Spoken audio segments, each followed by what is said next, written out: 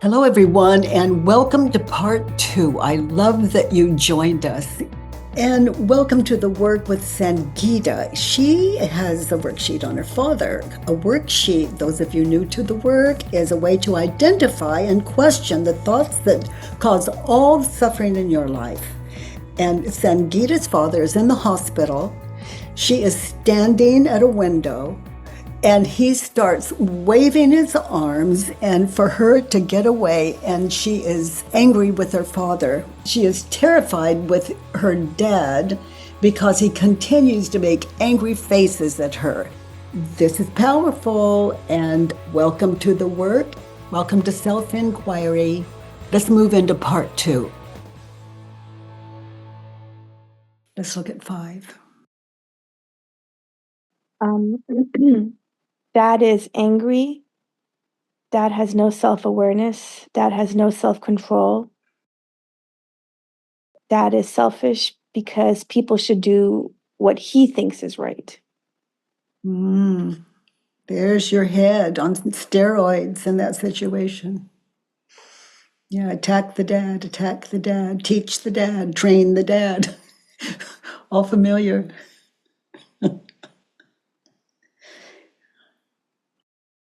So, in that situation, what is the opposite of angry as you look at him in that situation, trying to spare you?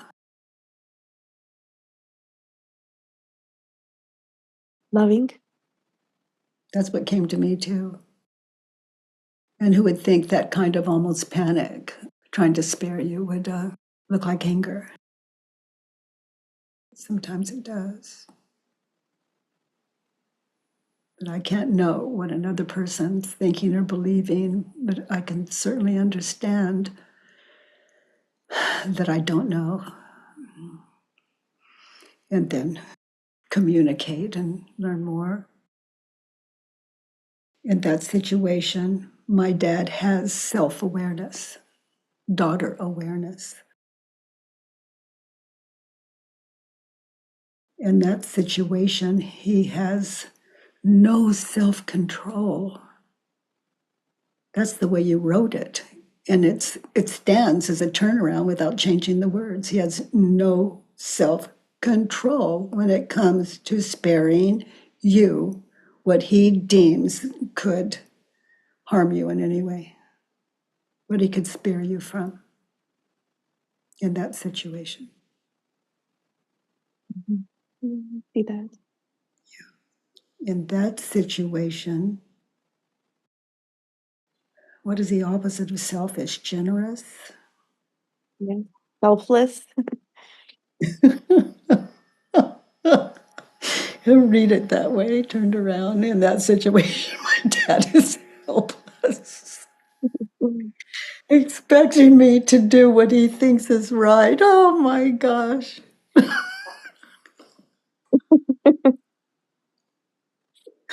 Oh.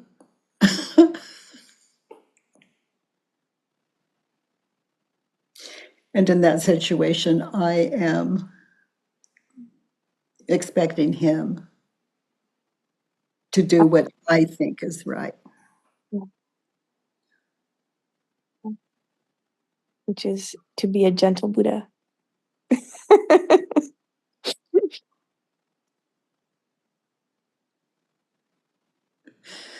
Yeah. Reality is not looking like the father that I feel like I believe I should have, and so I resist everything that he does and says and is. And to be fair, not everything, notice your words. Mm. Yeah, you can make a list of where you don't and haven't expected him. It's not just one thing. We can be angry and hurt by our fathers. When we consider what we're thinking and believing, we understand where the hurt's coming from. But guilt is the effect of believing our thoughts acted out on. Like, how did you treat your father when you saw him as angry with no self-awareness? expecting you to do what he thinks is right.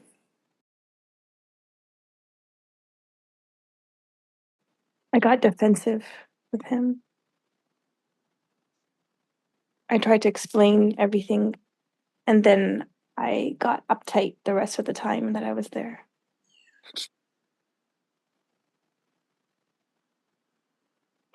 Familiar? Familiar to your dad and familiar to you, speaking for your dad.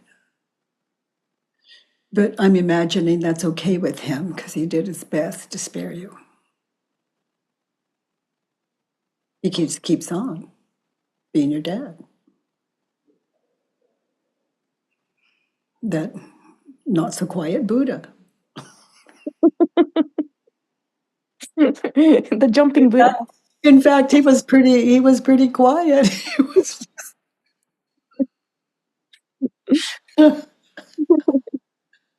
waving his arms with a look on his face that you saw as anger.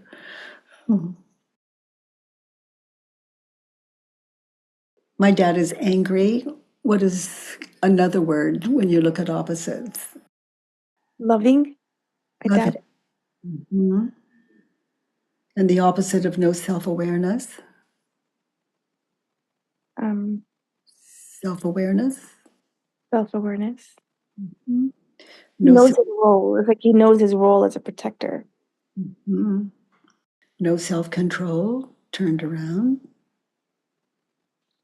He has self-control. Yeah, he was very clear what he did not want to happen when it came to his little girl. We can be in our 50s or 60s or any age, and if our fathers are still living, a father like that is always going to see us as someone. He's the father, we're the child, no matter what. Mhm. Yeah.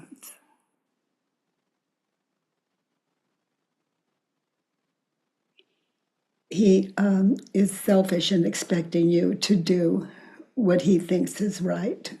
Turned around, I am I selfish, am selfish, expect. expecting him to do what I think is right.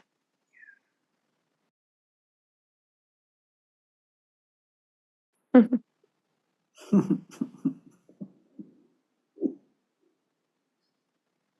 mind still wants that he should be a gentle Buddha. Like it wants that. Like it's all I've ever known, kind of, that pattern is all I've ever known. And now I'm Well, like, if you're the gentle Buddha and you love someone and you want to spare that someone and you know that someone well, they're not a great listener when it comes to you, to you, that Buddha. And the Buddha speaks the language necessary to be the Buddha, chances are. Like, don't turn your head left. Stop.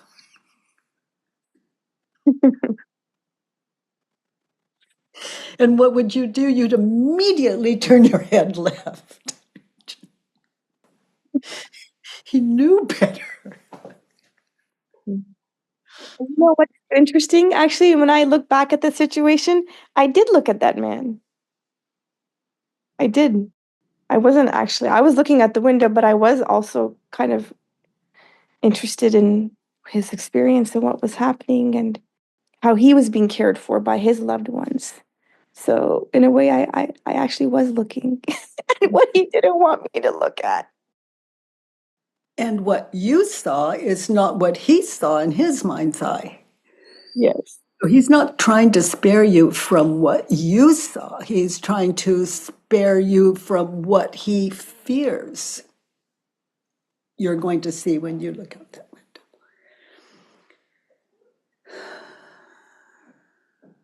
That's why he drew a curtain so that he didn't see that man because it's scary for him. Could be, ask him. Okay. Yeah. It could be like, Dad, I looked out that window the other day when that thing happened, and I didn't see anything out of the norm at that time. And I don't know what you've seen, but I'm glad you don't look out the window anymore. Mm. If what you see was so awful, or you Mhm. might just, I understand why you wouldn't look out the window any longer. Mhm. That way he has permission to or not to, as Mm. far as anything you would speak. My dad is angry, the opposite, My dad is loving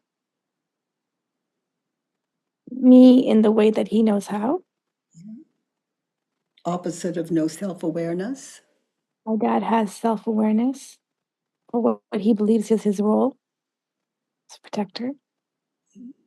And the way he needs to be seen and heard by you. Mhm. That's self-awareness of if he just says something, it's not going to go very far with you in his experience. Mhm. But if he does all if he does that other thing to get your attention, Works. he has no self-control. He has plenty of self-control. He's when it comes to you. It's like, hey, you, yo, don't. Oh, let's look at 6, sweetie. What is it about this person that you don't ever want to experience? I don't ever want him to be controlling of me in the middle of a health crisis. He was controlling you. Is it true? No, he was just protecting me from his own projection of what he thought I was seeing. Now look at him doing everything you described earlier. He is controlling you. Is it true? No, this is not really for no reason, or That is, unvalid. yeah, that is some serious caretaking you just did on.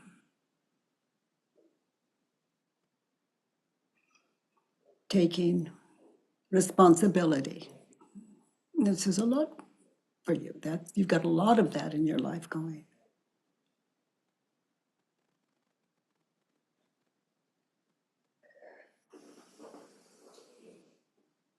I'm willing to. I'm willing, um, That he. I'm willing that he. I'm willing to let him be controlling in the middle of his own health crisis. And I look forward to. And I look forward to him being controlling in the middle of his health crisis. When controlling means your best interest. Mhm. And that can be a very short exchange of Q&A when you're together. Like when he gestures like that, like, Dad, what's going on? And without trying to change him, that's Mhm. his way. But the more self-awareness and self-inquiry that you do on, oh boy,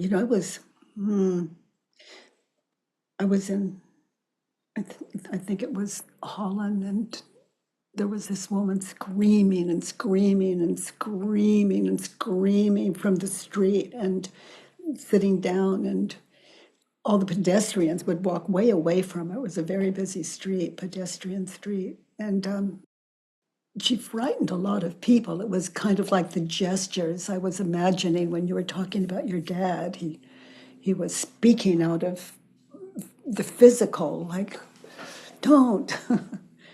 And in his mind's eye, there was something very fearful down there he was sparing you from. It wasn't there. You were looking, but in his mind's eye, it was really serious. He didn't want you to have to see that. He want you to see what he saw, or worse. Mhm. With this woman, I just, people saw her as angry and dangerous. And so I just sat against the wall with her. And she didn't even acknowledge I was there, really. We were just two women sitting there watching the pedestrians, and she didn't slow down or stop for a moment. And I listened. That's the point of why I'm sharing the story with you. I listened. There were so many things she was saying that were valid, Mhm. to my mind. Mhm. And because I had this work in me, I could relate to every word she said, every sentence she said, and the rises and falls of her voice and her expression. Nothing unfamiliar to me as I just sat there with my friend. No words necessary from me. Beautiful. If I'm not wrong, at one point she offered me something. I don't recall what it is, so I can't say that that actually happened. But she certainly wasn't threatened by me. And and that's because I was truly interested. I was fascinated. Mhm. Mhm. Mhm. Whereas everybody else walking by just shunned her and just afraid or whatever. She was a force, and she was huge Mm. and comfortable, her legs spread apart and just on the ground, all of her stuff around her. Strong. So I listened, and I related, which is what I see you doing today as our teacher. Listening, becoming self aware, Mm. father aware, and a lot of daughter awareing, a lot of daughter awareness growing up. Yeah. And you know what I love about, for example, father work in this case? You can just do worksheets on your dad, just worksheets on your dad. And you say, oh, I see him as really just into fathering the best way he knew how. And it's done. No, you want, oh my God, to do father work is to love father. Those of you, it doesn't matter out there whose fathers aren't living, they're living in you. Those of you that have fathers that are living, they're living in you. And it's just not, oh my gosh. Mm, I'm coming from experience. So I'm just kind of intoxicated with who people are when we question our thoughts about them. And it's not just an education, it's knowledge, it's self-awareness. It takes a lot of courage, honey. You're amazing. So I look forward to. I look forward to him being controlling of me in the middle of a health crisis. I look forward to seeing his angry face. Hmm. Now, was that anger or worry? Anger or fear? Hard to tell the difference often. Mhm. Honey, Thank you again for being our teacher today and for your courage. And oh my goodness, your father, that guy, boy, he learned to deal with you. And you're catching up to him, I think, learning to deal with him. Dejan, honey, you have a takeaway. What a worksheet, huh? I love these worksheets. Hi, Hi. nice to see you. Oh, thank you. Thank you. um, Nice to see you, and thank you for raising your hand. All of you, these takeaways are so important. They plug us into even more often. hmm, um, I've been familiar with your work for a while, and I find myself walking away from it, wanting to do it in my head, and It's like I just thought I'd hand the work over to my ego, correct, take it and for eventually. yeah, and then the reality smacks me in the face where it's like, oh, no, no, no. You need to sit down and put it on paper because you haven't figured it out. And I think that there's this striving for me to want to figure it out. And I really relate so much to Sangeeta's experience that she just took us through because my father actually just visited me uh, 4 or 5 days ago. He left, he was here for 5 days, and Uh, it's the first time in probably 36 years that I've spent consecutive days with just me and him. Um, Uh, but it brought a lot of anxiousness, discomfort that I was really having a hard time being present. Intellectually, of course, I'm realizing what a gift it is that I do still have a dad that very much like Sangeeta is so caring, so loving, and I take it as I'm resisting and pushing away his worry for me. Um, and I think it is hurtful to him, but my ego is making me almost like too proud to say, I got this, dad. Stop worrying. You've been worrying all your life about me. I'm going to be okay. Um,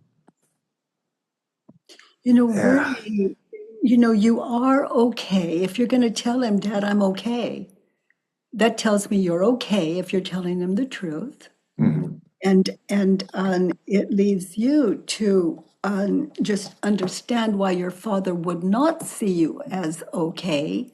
And we experienced several places where that went on with Sangeeta's work. And yeah, these worksheets will show you your part. Why might my dad worry about me? Huh, let me count the ways. He's been dead for years, but oh, let me count the ways. And for some of us, no matter how old our children are, we knew what it was like for them to grow up sometimes in those hard places. And for some of us, our modus operandi as parents are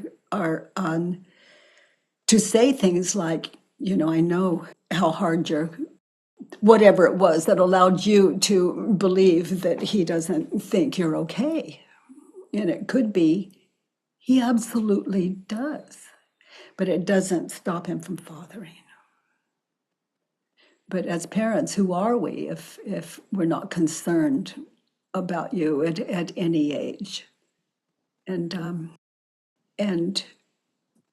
wow, I just said that and thinking of my three children, and I'm not concerned about them, but I have a lot of work in me, and I know their words, I know their lives. I witness, we're close, and they're all three, um, uh, to my mind, of right mind.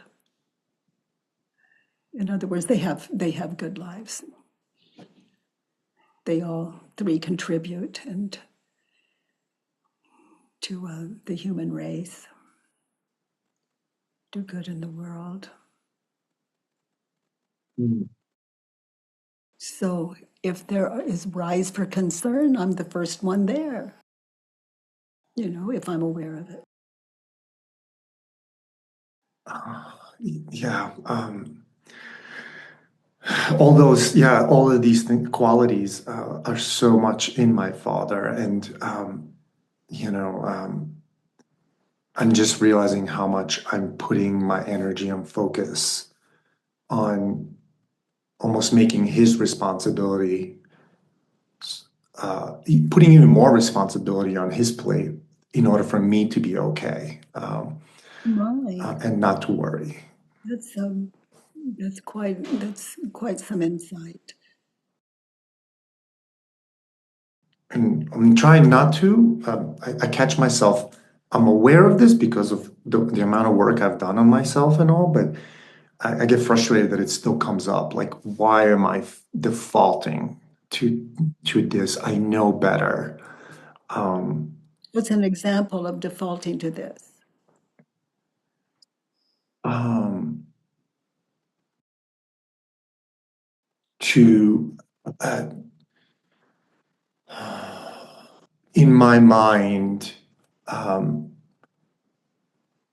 worrying about his older age and the struggle that he's going through with my stepmom, for example, and that they're in a lot of confusion. There's been a death in the family, and my stepmom's daughter in particular, and she's going through a grieving process, and it's flipped their world upside down that they're having trouble between the two of them. And I'm going into pity for my dad that at his age he's having to go through this. And so I'm actually putting that work over on my side in my mind and on my shoulders as if he's not equipped to handle it. And yet he's handled Yeah, so much difficulty in his life. yeah, and you may look at that and find it very disrespectful of your father, whether he is going through that or not. You know him. You know how he gets through things all your life. And you might just make your usual calls and say, "Hi, Dad, you okay? What's going on?" Listen and no advice, no nothing. Just listen and go, "Wow, oh my goodness, oh I hear that." Those words that that express where we're at. I've even said to him, Dad, I'm going to be your therapist, okay? Oh, oh. Well, he probably appreciated the words. Who could ask him? Just say you call him and say, "Dad, I changed my mind. You be my therapist. I worry about you. Please be my therapist." Like, oh my gosh, what am I thinking? The greatest therapist in the world we watch today, it is what meets self-inquiry when we move in, or the thoughts about your situation, thoughts about your dad to paper, and hidden in the way we watch from Sangeeta today. Oh, honey, yeah, boy, thoughts on paper. There's something that happens when we move it from our head to paper. And, there it is, black and white. It's a thing. It's a thing. When it's in our head, it's not a thing. It's not a thing. It's ego imagining up identity. But we move it from head to paper. That's a thing. And we can question it. And the ego just wants to be met with understanding. And this work gives us that. How respectful to respect the ego to the point where we listen to it and honor it by moving it from our head to paper and then question. And then the ego, that wild child, begins to trust we're not trying to kill it. And then eventually it finds a home in the heart. And that's non duality. That is no separation. Mind, and I'll use the word heart, mind at home in itself. Oh my goodness. That's it. That's it. And then, oops, mine wasn't at home in my heart. Okay, that's another worksheet. That's another worksheet. And I see the amazing thing about this. I see the pattern where um, that it's like a sprinkler that like just goes and in different situations applies the same method, even in my business, where if there's time for me to process, then I will look to put so much focus on what my customer, what is my partner, what is so and so, and so draining that I'm like, wait.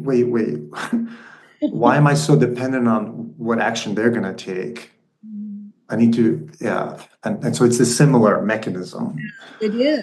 It's like, what action am I going to take to resolve what needs to resolve? And worksheets sure show us those living turnarounds after we've questioned Mm. what we've written, those living turnarounds to live them. Oh my, they're so, what I love about them, and it's not advice that's coming from out from the world, it's our internal best. Mm. Mm. It's like we're putting it through a cleansing, and then what comes out is everyone benefits. Everyone in our life benefits. Thank Yes. you, sweetie. Mm. Oh, Nimit. Hi, Hi. Nimit. Hi. So I have a question about I've really started doing in-depth father work as well. I have a controlling slash protective, overbearing Indian father as well. But I think one of the challenges I found, so I've been living with my parents for the last 3 years, just a career financial situation, and I've done a lot of mother work, like so much mother work, and I can get to a really clear reference point with my mother. But when it comes to my father, I cannot do the work when I'm in his presence. Like something sort of mixes with my head, and I'm like, the thoughts don't even come Yeah. up. And when I go away, I'm able to, but it's. I just wondered if you could comment. That, no, that works. It's like when you're with him, not so much. And when you're away, that's perfect. You're away, you can find space, time and space to do your father work. Okay. And then if we struggle to get to like that reference point of stillness, and we're doing a worksheet, would you recommend just sitting with the thought until we kind of hit that clarity, or just sort of go? Oh, yes, yeah, because the work is very clear. Like, there's something wrong with my father, and then I'm anchored in this situation, and I see him in a chair. He's not speaking to my mother. He's very sullen. My gosh, he looks to be in his late 50s, which I thought was really old, but it's not. I've got a son in his 60s. I see him sitting in that chair. He won't speak to my mother. My mother's very upset. Okay, that situation, I'm going to judge my father. I'm anchored in that situation. I'm going to judge my father, having witnessed my mother pass by and his coldness, like nothing could penetrate him. It's cold. Worksheet on my father. My father is cold toward my mother. Is it true? That would be my number one. Okay, and then what do I want? Now I have to go back to like 12 years old and that old house we used to live in. I have to be there now. What did I want in that situation? I want my father to speak to my mother. And then my head could go, but there must be more, there must be more. That's it. That's it. I want my father to speak to my, oh, okay. I want my father to speak kindly to my mother. Okay, now I've got number 2. So I fill in the worksheet that way, just watching him in that chair, immovable, bitter, and watch my mother just tiptoe through to fix lunch. Anchored in the situation, judging my father. He could go on like that for days. And I might miss it, but my mother was the first one to let us know. So, Yeah. but that'll show up, and that doesn't stop me from keeping that one-liner, filling in that worksheet on what I was thinking and believing in that situation, not with my mother's influence later, but that situation. Yeah, because that's where the so much of our personality is molded out of that. I don't ever want to be like him. So you see how I'm being molded? I'm going to be forthcoming. I'm not ever going to be cold to my children or my spouse, or people in my life. Not going to be like him. Just one little thing that popped up in my head from the past that I hadn't seen before until I was talking to you. Good. Worksheet. Even though they're both dead, they're living here. Where am I cold to Stephen or my children? Where am I immovable? What I'm thinking and believing. Yeah. If it takes us I spent 2 hours on who would I be without the thought. It took a long time to just, even though I had a clear anchor, my dad said these words like, girls always come home. And I'm like, he's discouraging. He doesn't respect my autonomy. And 2 hours to be like, who am I without the thought? So that's normal. We should get to that. Sure, it's an exercise in stillness. Yeah. Yeah. Who am I without the thought? What was it? He doesn't respect my autonomy. And it's sometimes helpful. Who would I be without the thought? Sometimes it's helpful to understand that you're not thinking that thought all the time. And it'll show you who you are without the thought. But anchored in the situation, you have a little bumper experience of how to just sit in that situation without the thought. He doesn't respect my autonomy. Oh, and it could be, it's true. Until you turn it around and go, I don't respect his autonomy. It's like, oops.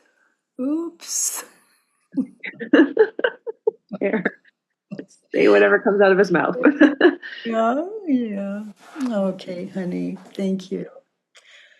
Oh, Nasima. Hi, Nasima. Your takeaways, honey. I related a lot about this work because I also been a rebel and also been very fearful.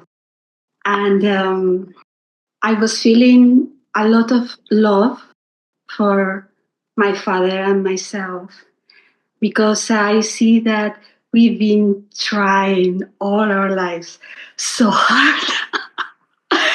Both of us trying and trying and trying and trying. And we thought we got it sometimes, other times didn't. And now he's also in bed. He's been in hospital. And somehow it's kind of happening now that we can do it. And we don't say anything. We just are there. And it's funny because when I come back home, the past comes and I'm still very afraid. And now it's both at the same time that in reality it's happening, and on the phone it's happening, and then by myself is again like, Yeah. you Yeah, know. the And ego offers up unfinished worksheets. yeah, That's yeah, what it's all about. yeah. Yeah, what you've been describing doesn't need a worksheet. But then what you brought in, and other times when you leave the hospital, you come home. Yeah, the ego offers up next worksheet. Says, please bring me to your heart.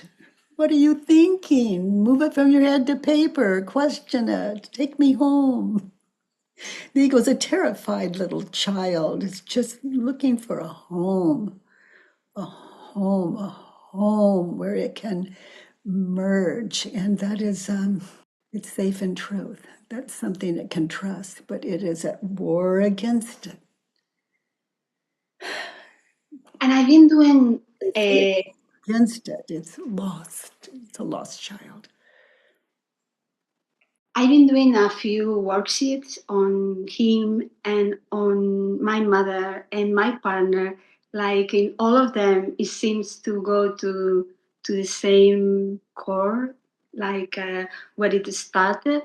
And I can remember. I didn't remember, but I can remember now, like being 10 years old and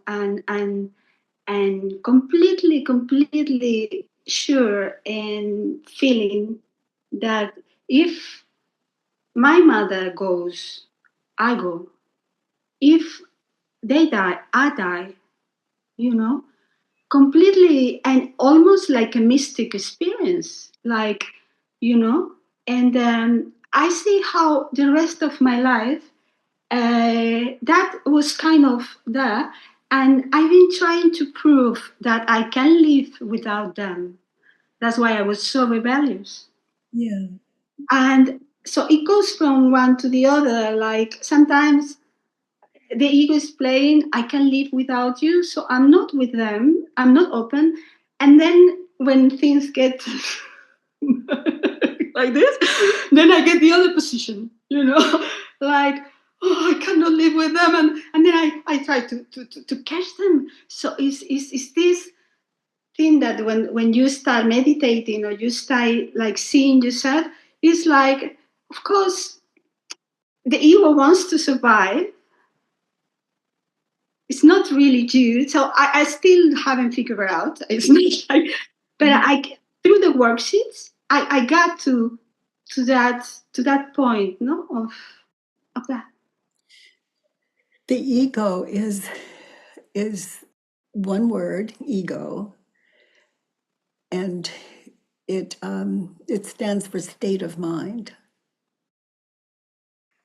And state of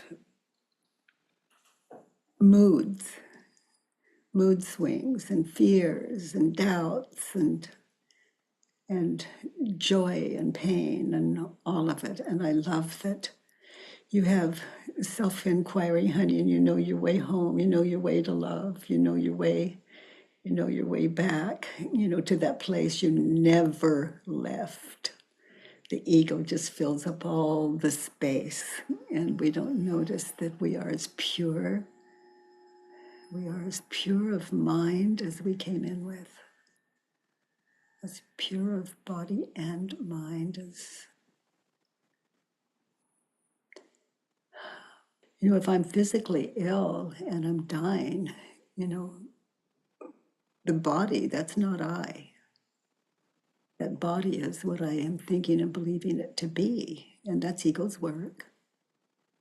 And we can always move that ego, those thoughts, from our head to paper and discover an egoless world without a past, without a future, a place some people call heaven.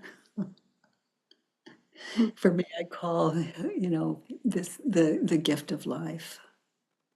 Is everyone and everything. If I'm not connected with it, it's a worksheet. Yeah. Honey, thank you for your words. in your work. Thanks to you, Byron, Kitty. I feel you are a blessing to this world, and I'm so grateful that you exist. And Thank you. Thank you so much for saying that. thank you. Okay, dears. Well, thanks to your contribution, staff and I will be back here every Monday, Tuesday, and Wednesday, and I look forward to that, as I know the staff does. And thank you all for something beautiful. By the way, everyone, if you enjoyed this podcast, please give us a 5-star rating and review on iTunes. It really matters, and thank you for that. I love that you join me every Monday, Tuesday, and Wednesday from 9 to 10 a.m. Pacific time. At homewithbk.com, let's do the work.